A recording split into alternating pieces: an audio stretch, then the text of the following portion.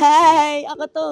Miss niya ako? Over. So today guys, magtatanong tayo sa mga AMAers kung anong course ang pinaka red flag or green flag. Ano, Jayka? Arat na. Anong course ang pinaka red flag? BS Psych po. Doon kasi yung ex ko galing eh. Wow, sana all. Charet, ano naman ang course na green flag? Tinatanong pa ba yan? Represent BSIT. Wow.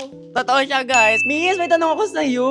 Anong course ang pinaka green flag for you? Engineering, syempre. Problem solver eh. What is it about problem solving naman, girl? Di ko na kailangan mag-isip sa lahat. Siya na bahala. Kalakit, babe. What about ano naman, red flag? IT. Masyadong over ang IT, ah. Bakit IT? Mas may time siya sa computer niya kaysa sa akin. Wow, parang totoo. I'm gonna find myself a engineering.